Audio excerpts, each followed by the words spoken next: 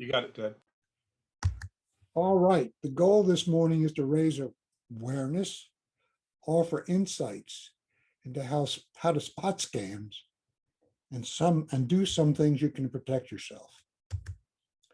Goal of scammers is always the same: to get your username and password, your social security number, your address, your credit card numbers, any PII, that's personal identifiable information, anything they can get. And what are they going to do with it? Well, they use that information to open up new credit cards in your name, make purchases that will bill to you, log into your personal accounts, open a new utility accounts in your name, steal your ATM card or your debit card and steal your money, apply for a loan, get a car, a mortgage, obtain a new driver's license or official ID with your information. Police tell me that they stop somebody for a driving violation and they get information on a driver's license, which goes back to somebody else. So the person who's issued the ticket is the wrong person, and that actually is being done. So how do they do this? They do this by asking you for information. If they're using email, they call it phishing. And if they use your cell phone to text you a message, they call it smishing. And what they do is they pose as a legitimate institution and contact you either by email or text. And the message usually says there's a problem or entices you with an offer. And they want you to click on something and give them information. Or actually, if you click on something, you can give them entree into your computer. If they do it by telephone, they call it Vishing. Someone claims to be calling from a legitimate company. I'm getting at least 2 a week that claim they're from Amazon, and somebody has charged something like a cell phone in my name for $750, and it will be recorded by tomorrow morning if I don't click on this number right now. Or Social Security, got that one yesterday. Your Social Security number has been compromised. Your payments will cease, and you have to call right away. And again, the goal is to get information, always. Now, they can be spoofing phone calls, which use the area code that you recognize. They can be called.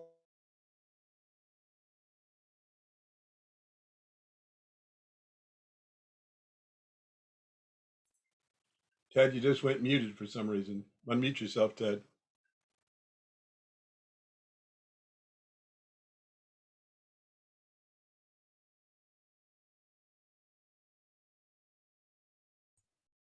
Wow. Bob, what's the last thing you heard? How did I get muted? I start to slide over because you got cut out about in the middle of it. Voice phishing? Yeah, just start over Okay, again. voice phishing is vishing, and I'm sorry, I didn't mute myself. I don't know how that happened. Happened to me the other day too. Uh, what I said was somebody will call from what sounds like a legitimate company. I've gotten 1 a week at least saying they're from Amazon, and somebody is charging a cell phone to my account for $750. It will be recorded within 24 hours if I don't call this number. Or from Social Security saying my Social Security number has been compromised and my payments will cease if I don't contact this person right now. And I made a mistake. I pushed the wrong button on my phone and contacted that person, was speaking with that person. What do you think the first thing this person who's calling me to warn me that my Social Security number has been compromised, what's the first thing that person said? What is your Social Security number? And I made the comment that phone numbers can be spoofed. which makes it sound like they're coming from your own area code. But if you don't know, the best thing to do, if you don't know who's calling, don't answer the phone. But if you do, we'll talk about what you might do to protect yourself. So in phishing, there's really at least three kinds of fish. There's bulk phishing, where the criminals will send out a bulk message to 100,000 email addresses at one time. There's spear phishing, where the criminal gathers information and targets the individual. And then there's clone phishing, and that's hard to spot. They copy a legitimate URL and put a fake link in it. I got one the other day from a legitimate company selling coronavirus testing for $100 a pop. And if I looked carefully, I found out they were false. Where are the sources of information for spear phishing? Social media. You put stuff on Facebook, Twitter, Instagram, public records, real estate records, MBA records, credit bureaus. They're all open to the public. Data breaches, trillions of records have been hacked, trillions. So how would you know if you got something phishing? What to look for? Well, here's one I got, which is supposedly from American Express. They did pick up a card number somehow, and they put in the last 4 digits. But they didn't put in more than the last 4 digits.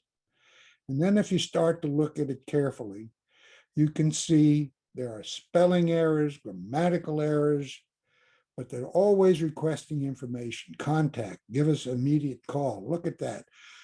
Let's start at the top. As requested, comma, you need to update your account information, no period, a comma. Your credit card has been blocked. Log in. Look further down. Contact us immediately, no space. Go back up to the top where the address is. American Express doesn't have a logo to put in, and it's addressed to recipients, not to an individual. And it says American Express at columbia.edu. This is obviously fake. And if you look at almost all of the phishing examples, you will find they're poorly written, something's wrong. And if you're not sure, you want to go back and to the company, and we'll talk about that in a moment too. Here's another kind of phishing from Elizabeth. Now, I know her, and I blogged about her name, got it off of Facebook or someplace at gmail.com. I don't think she has a Gmail account. To undisclosed recipients. Hello, comma, not a period, not a colon. Where are you now? I have something urgent that needs your help. She doesn't talk like that, and there's no period at the end of that. Thanks. That has a period. I know that's fake. Don't get hooked. Over 90% of hacks on your personal devices come from clicking on links. Never, never, never, ever click on a link or open a file you're not sure about. And be sure to check the sender. If you Google the sender, you're liable to get a fake link. If you're doing business with a bank, you almost assuredly know what the right number to call that bank is. So if you Google it, you might get a different phone number, and that phone number might be hooking up to somebody anywhere in the world who will then ask for information. Protect yourself online. Create secure passwords for every account. The longer, the better. Phrases are good. You could use a phrase like, I like ice cream on Monday morning. It's long. You can put it, if you need a symbol, you can put an exclamation point at the end. Um, and that's hard to break. Use a password vault like LastPass or Dashlane, a Zoho vault. If you don't know what those are, they're a place where you can create passwords which have military style um, encryption. And I've used LastPass and I probably have 125 passwords in it. And the only password I have to remember is my master password, not all the rest of them. And I don't have to write them down. They're all right there in a safe place. Use two-step authentication. Two-step authentication is I go to log into my credit card account. The credit card company sends a 6-digit number to my cell phone. I put that in addition to the password, and that's how I get in. That's 2 steps. Put in a password, get the 6-digit number, put that in. That's the second step. Monitor your bills and financial accounts online instead of by mail. Why? If I get a bank statement on the first of the month in the mail, I don't get the next one for 30 days. Anything can happen during those 30 days. But if I'm monitoring them online, I can check them 3 times a day, as much as I want, and make sure there's no bad things going on that I don't know about.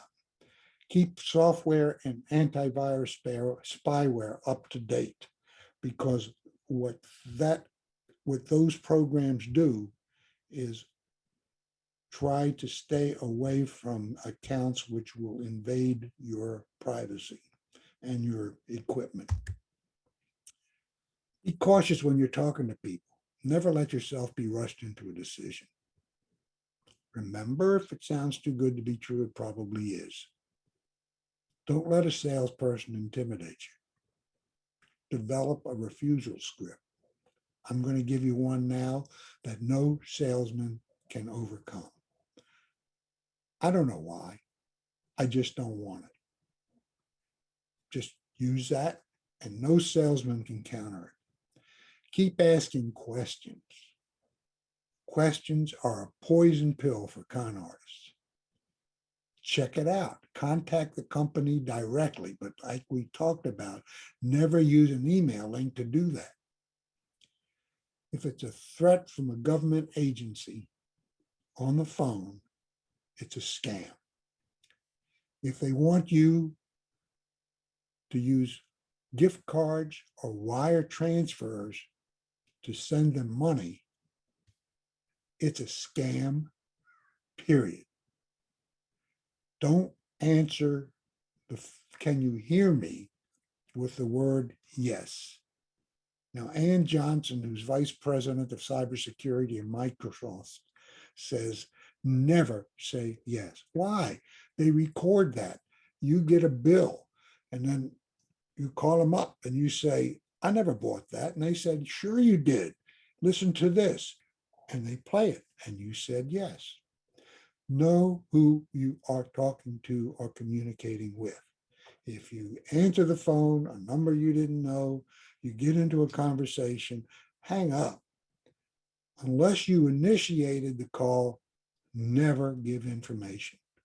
If somebody calls you and says, what's your social security number, what's your address, what's your birthday, don't give it to them.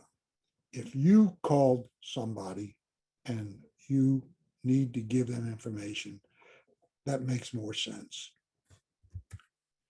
Join the AARP Fraud Watch Network. There's the phone number, 877-908-3360. Or you can go to aarp.org/Fraud Watch Network. You don't have to be a member. You get tips on how to avoid cons, scams, and identity theft. You get warnings about new scams. It's a place where you can report a scam or a con, and there's a helpline as well. And you can sign up for a free bi-weekly email watchdog alerts newsletter. So there we are. And if there's some questions that I can answer, I will be glad to do it.